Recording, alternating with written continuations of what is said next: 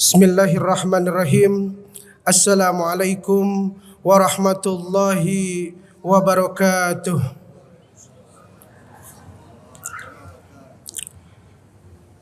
Innal hamdalillah nahmaduhu wa nasta'inuhu wa nastaghfiruh wa na'udzu billahi min syururi anfusina wa min sayyiati a'malina. May yahdihillah fala mudhillalah wa may yudlil fala hadiyalah. Asyhadu an la ilaha illallah wahdahu la syarikalah wa asyhadu anna Muhammadan abduhu wa rasuluhu la nabiyya ba'dah. Rabbi shrah li sadri wa yassir li amri wahlul 'uqdatam min lisani yafqahu qauli, amma ba'd. Yang terhormat pimpinan Dewan Kemakmuran Masjid Raya Al-Jabar Provinsi Jawa Barat beserta jajarannya, yang kami hormati MUI Kota Bandung beserta jajarannya, yang kami hormati MUI Provinsi Jawa Barat beserta jajarannya, yang kami hormati MUI Kecamatan Panyelekan beserta jajarannya, dan juga jamaah sidang salat zuhur Masjid Raya Al-Jabar Provinsi Jawa Barat yang berbahagia. Pertama-tama dan yang paling utama bagi kita semua, tentunya kita sama-sama memanjatkan puja dan puji syukur kita kehadirat Allah Subhanahu wa Ta'ala, yang telah mana sampai dengan detik ini kita semua masih diberikan nikmat kesehatan, tentunya kesehatan jasmani dan kesehatan rohani, sehingga alhamdulillah pada salat zuhur kali ini kita bisa bersama-sama melaksanakannya secara berjamaah di Masjid Al-Jabar yang kita cintai, khususnya rakyat Jawa Barat. Selanjutnya, salawat beriring salam tidak lupa pula kita panjatkan bersama kepada junjungan kita semua, Habibana wa Nabiyyana Muhammad sallallahu alaihi wasallam, yang telah mana tentunya membawa kita semua umat Islam dari zaman kejahiliahan akhlak hingga zaman yang insya Allah terang benderang seperti zaman yang kita rasakan saat ini. Selanjutnya tentunya saya berwasiat khususnya bagi diri pribadi dan tentunya umumnya bagi kita semua, marilah kita bersama-sama meningkatkan keimanan dan ketakwaan kita kepada Allah Subhanahu wa Ta'ala dengan berbagai macam peribadatan yang kita lakukan dan kita maksimalkan sehari-hari. Dan mudah-mudahan kita semua, khususnya yang berada di Masjid Al-Jabar Provinsi Jawa Barat ini, Allah tergolong terhadap hamba-hambanya yang beriman dan beramal soleh. Amin ya rabbal alamin. Jamaah sidang salat zuhur rahimakumullah. Alhamdulillah, tentunya ini merupakan kesyukuran dan kenikmatan yang besar yang diberikan kepada kita semua hingga saat ini, sehingga kita semua dapat berkumpul bersama-sama, berbondong-bondong untuk melaksanakan salat zuhur berjamaah. Tentu tidak lain dan tidak bukan, ini merupakan sebuah kesyukuran kita bersama atas berbagai nikmat yang diberikan oleh Allah kepada kita semua.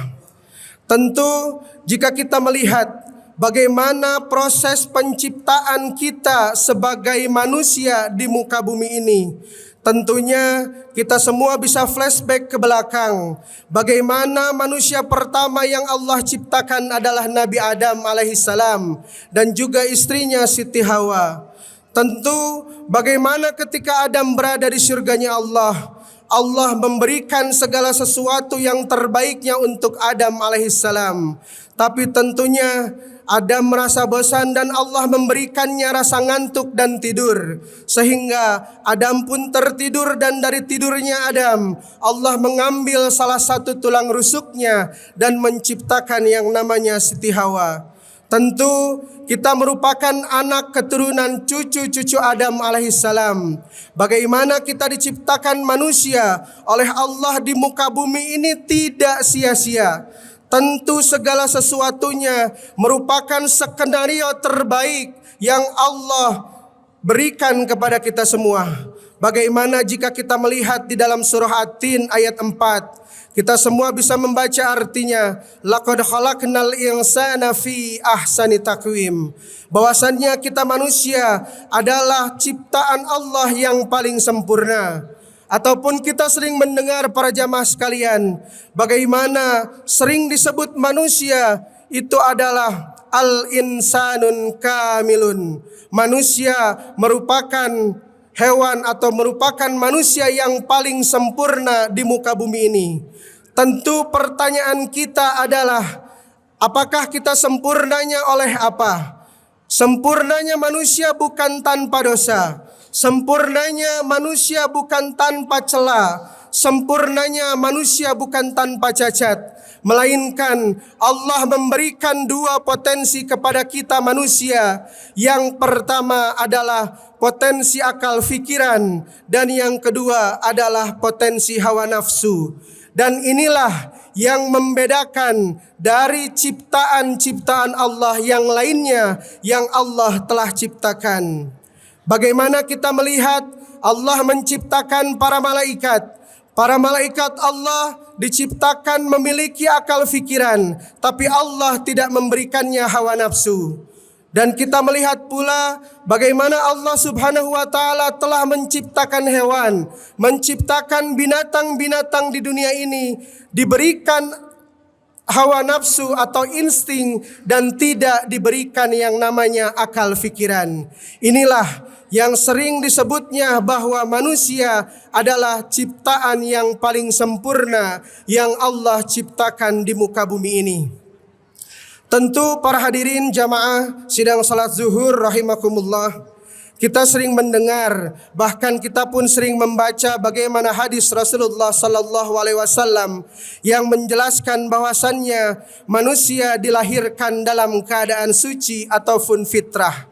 Kita bisa melihat bagaimana manusia-manusia yang telah dilahirkan oleh perut-perut ibunya yang terdapat di dalam surah An-Nahl ayat 78 yang kurang lebih berbunyi, wallahu akhrajakum min butuni ummahatikum la ta'lamuna syai'an. Bahwasannya Allah mengeluarkanmu dari perut-perut ibumu tidak memiliki ilmu pengetahuan apapun. Tentu jika ayat Allah ini dikorelasikan dengan hadis Rasul tadi, bahwasannya manusia suci itu adalah ketika dilahirkan, saat dia masih bayi. Tapi ketika saat dia sudah beranjak dewasa, ketika dia sudah balik dan lain sebagainya, tentu dia akan memilah apakah menjadi pribadi yang baik, apakah menjadi pribadi yang tidak baik. Tentu inilah PR kita semua. Bagaimana Allah menciptakan kita semua tadi akal fikiran, sehingga kita semua mengetahui bersama bagaimana makna iman, makna Islam dan makna ihsan. Kita sering melihat dan juga sering mendengar bahwasannya iman itu aspeknya ada 5.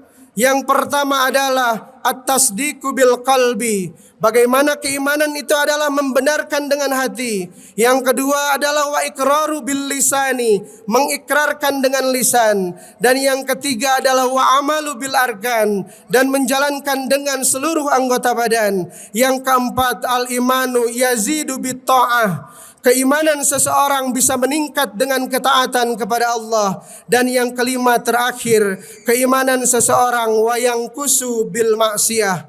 Dan keimanan seseorang akan turun dengan kemaksiatan yang dilakukan.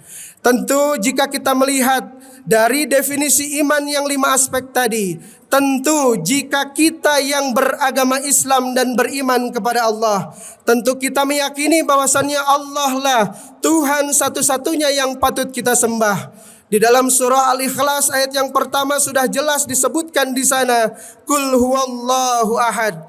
Katakanlah bahwasannya Allah adalah Tuhan yang satu. Beranjak dari keimanan, tentu yang berada di dalam hati kita orang Islam yang beriman adalah makna Islam. Bagaimana makna Islam yang paling mudah adalah makna takwa itu sendiri. Kita menjalankan segala perintah Allah dan menjauhi segala larangan Allah. Itulah definisi Islam yang paling mudah. Kita tunduk dan patuh atas perintahnya, dan kita pula menjauhi berbagai macam larangan Allah. Tentu bagaimana cara melaksanakan keimanan dan keislaman kita adalah bagaimana kita melaksanakan ibadah sehari-hari dalam makna ihsan. Kita seakan-akan dalam ibadah kita melihat Allah, tapi jika kita tidak melihatnya, tanamkan di dalam hati kita masing-masing bahwasannya ibadah yang kita lakukan akan dilihat oleh Allah Subhanahu wa taala.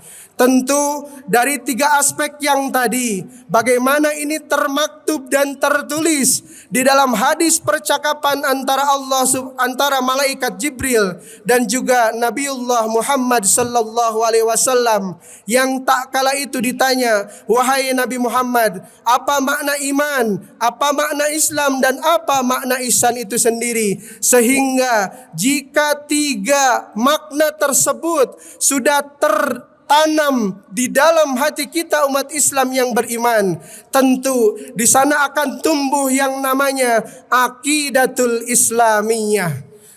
Mengapa seperti itu para jamaah sekalian? Karena akidah itu terbentuk ataupun dapat diartikan sebagai sebuah ikatan. Ikatan kepada sesuatu. Sesuatu apa? Tentunya sesuatu zat yang tidak bisa ditandingi oleh yang lainnya, yaitu zat Allah Azza wa Jalla. Jika kita sudah tertanam akidah Islam di dalam hati kita, tentu yang akan terrealisasikan di dalam kehidupan kita adalah kita mengimplementasikan bagaimana akhlak yang baik di masyarakat, bagaimana akhlak yang harus ditampilkan, bagaimana tutur kata yang harus diucapkan, bagaimana tingkah laku perbuatan yang harus dijalankan di dunia ini. Jamaah sidang salat zuhur rahimakumullah. Tentulah ketika keimanan seseorang sudah kuat dan juga termaktub di dalam diri dan di dalam hatinya sebuah akidah Islam yang kuat, dia akan menjalankan segala perintah Allah dan juga dia akan menjauhi segala larangan Allah. Justru jika dia belum tertanam di dalam hatinya makna ketiga aspek tadi, maka tidak lain dan tidak bukan kita bisa melihat beberapa bulan ke belakang, mereka terlihat mampu tapi mereka tak mau. Khususnya bagaimana dua ibadah yang Allah syariatkan khususnya di bulan Zulhijjah kemarin. Bagaimana Allah mengisyaratkan dan juga mensyariatkan kepada kita semua umat Islam yang beriman adalah melaksanakan ibadah haji dan menyembelih hewan kurban. Tentu bagi kita yang beriman kepada Allah Subhanahu wa taala, kita mau berbondong-bondong mendaftar hingga kini bagaimana Allah panggil kita ke dua tanah suci. Tentu itu yang tertanam di dalam jiwa kita dan cita-cita kita bersama. Tetapi bagi mereka yang terkesan dan terlihat mampu tapi belum mau, tentu di dalam hatinya ini harus didorong dengan kemauan yang kuat, dan mudah-mudahan hidayah itu akan datang. Hadirin jamaah sidang salat zuhur rahimakumullah, tentu dari aspek akhlak yang diturunkan dari keimanan seseorang, maka kita pun di dalam kehidupan sehari-hari tentu akan bermasyarakat, akan bersosialisasi dengan masyarakat luas. Tentu yang akan tertanam dan yang akan terucap dan penampilan yang akan terlihat adalah bagaimana penampilan kita yang baik, bagaimana akhlak-akhlak kita yang baik, sehingga akhlak manusia yang baik dihasilkan dari keimanan kepada Allah Subhanahu wa taala yang baik. Mudah-mudahan kita semua Allah mampukan, Allah pantaskan menjadi pribadi-pribadi yang baik. Tentunya kita semua dengan berbagai macam peribadatan-peribadatan yang telah Allah syariatkan kepada kita semua. Dan mudah-mudahan kita semua selalu diberikan umur dan kesehatan oleh Allah Subhanahu wa ta'ala. Hadirin jamaah sidang salat zuhur rahimakumullah, kami kira itu yang bisa kami sampaikan bersama. Mudah-mudahan ada manfaatnya, khususnya bagi kami sendiri dan umumnya bagi kita semuanya. Terakhir kita berdoa kepada Allah Subhanahu wa taala, semoga apa yang kita dengarkan pada siang hari ini memberi ilmu yang baru dan juga manfaat bagi kita semuanya. Semoga kita semua dan juga kedua orang tua kita selalu diberi kemudahan oleh Allah dalam mencari rezeki yang halal, dan semoga kita semua selalu dalam lindungan Allah Subhanahu wa taala. Amin ya rabbal alamin. Akhirul kalam, syukran ala husni istima'ikum. Wassalamualaikum warahmatullahi wabarakatuh.